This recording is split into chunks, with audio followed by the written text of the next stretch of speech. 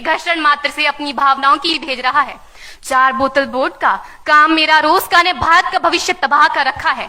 हम ना एक ऐसे समाज में जीते हैं जहां लड़कों से बात करता देख जो भाई हड़काते हैं, लड़कों से बात करता देख जो भाई हड़काते हैं, वही भाई अपनी गर्लफ्रेंड के किस्से घर में हंस हंस कर सुनाते हैं। और मैं बता दूं, महिला सुरक्षा के मामले में हम आज भी चौथे नंबर पर आते हैं। हम ना एक ऐसे समाज में जीते हैं जहां पत्थर की मूरत को लगते हैं 56 भोग और भूखे नंगे तड़पते सो जाते हैं लोग, भूखे नंगे तड़पते सो जाते हैं लोग। मजदूर को मजदूर समझिए, मजबूर नहीं। गरीब को काम दीजिए, दान नहीं। और अगर दान देने के इच्छुक हैं तो जीते जी रक्तदान दीजिए और मरने के बाद अंग दान देकर किसी मरते हुए को जीवन दान दीजिए। यही सच्ची देशभक्ति और यही सच्चा राष्ट्र प्रेम है। ना सरकार मेरी है ना रब मेरा है, ना सरकार मेरी है ना रब मेरा है, और ना ही ये बड़ा सा नाम मेरा है। बस इतनी सी बात का गुरूर है मुझे कि मैं भारत की हूं और ये भारत मेरा है और ये भारत मेरा है। परंतु एक वैचारिक बीमारी हमारे समाज में मुझे नजर आती है। कहा जाता है हम दुनिया के सबसे बड़े लोकतंत्र हैं, जहां हिंदू पैदा होते हैं, मुस्लिम, सिख और ईसाई भी पैदा होते हैं, लेकिन बदकिस्मती है अब इंसान पैदा नहीं होते। और मेरे विचारों में ना हिंदू की जरूरत है ना मुसलमान की जरूरत है। राष्ट्र निर्माण के लिए केवल अच्छे इंसान की जरूरत है, केवल अच्छे इंसान की जरूरत है। जरा सोच कर देखिए, ये पेड़ पौधे और शाखाएं भी परेशान हो जाएं अगर परिंदे भी हिंदू और मुसलमान हो जाएं। एक शैक्षणिक बीमारी भी हमारे समाज में मुझे नजर आती है, और बड़े ही आश्चर्य की बात है, जिस देश ने पूरी दुनिया को तक्षशिला और नालंदा देकर के विश्वविद्यालय शिक्षा की बुनियाद रखी, आज विश्व के 100 सर्वश्रेष्ठ विश्वविद्यालयों में हमारा एक भी विश्वविद्यालय खड़ा नहीं हो पाता। जहां एक और हमारे पास IIT, IIM और NIT जैसे शिक्षण संस्थान हैं, तो वहीं दूसरी ओर इस देश के गरीबों को बेरोजगारी की जमात में खड़ा करने के लिए उनके हाथ में सर्व शिक्षा अभियान का झुंझुना पकड़ा दिया जाता है। और मैं बता दूं, इस शैक्षणिक बीमारी का केवल एक कारण वो ये कि हमारे देश की शिक्षा नीति केवल 2 तरह के लोगों के लिए बनती है। पहले वो जो विद्वान हैं और दूसरे वो जो धनवान हैं।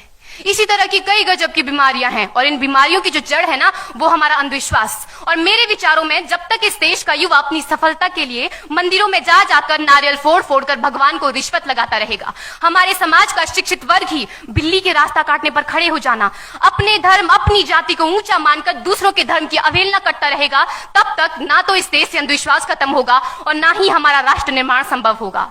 हमारी संस्कृति, हमारी सभ्यता को दुनिया ने शीश नवाया है, तो क्यों आस्था के नाम पर हमने अंधविश्वास फैलाया है? मेरे विचारों में हमारा राष्ट्र निर्माण तब संभव होगा जब इस देश में महिलाओं की पूजा नहीं, उनकी इज्जत की जाएगी। राष्ट्र निर्माण तब संभव होगा जब हम जाति का आरक्षण नहीं बल्कि सामाजिक सशक्तिकरण पर बात करेंगे। राष्ट्र निर्माण तब संभव होगा जब स्वच्छता अभियान में केवल सरकार नहीं बल्कि सड़क पर चलने वाला हर एक नागरिक हाथ बंटाएगा, स्वच्छ भारत स्वस्थ भारत को दिल से अपनाएगा। असल मायने में हमारा राष्ट्र निर्माण तब संभव होगा जब एक गरीब बच्चा मध्याह्न भोजन के नहीं बल्कि ज्ञान अर्जन के लिए सरकारी स्कूल की चौखट पर कदम रखेगा।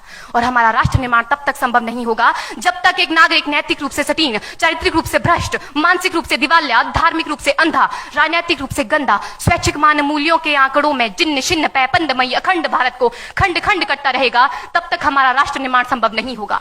बड़ी बड़ी बातें नहीं, छोटी छोटी कोशिशें करनी होगी, क्योंकि ठोकर हमें पहाड़ से नहीं पत्थरों से लगा करती है।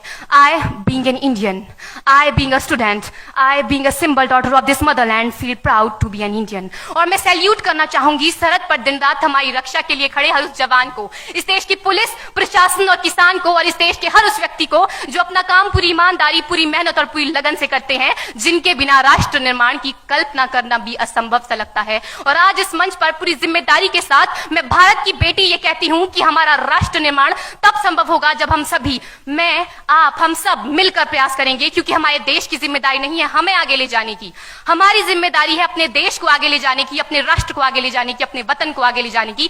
तो अंत में मैं बस यही कहना चाहूंगी, मेरा हिंदुस्तान महान था, महान है, महान रहेगा। मेरा हिंदुस्तान महान था, महान है, महान रहेगा। होगा हौसला सबके दिलों में बुलंद तो एक दिन पाकिस्तान भी जय हिंद कहेगा। पाकिस्तान ही क्यों, सारा जहान जय हिंद कहेगा, क्योंकि सारे जहां से अच्छा हिंदुस्तान हमारा, सारे जहां से अच्छा हिंदुस्तान हमारा, हम बुलबुलें हैं इसकी, ये गुलिस्तान हमारा, ये गुलिस्तान हमारा। जय हिंद, वंदे मातरम।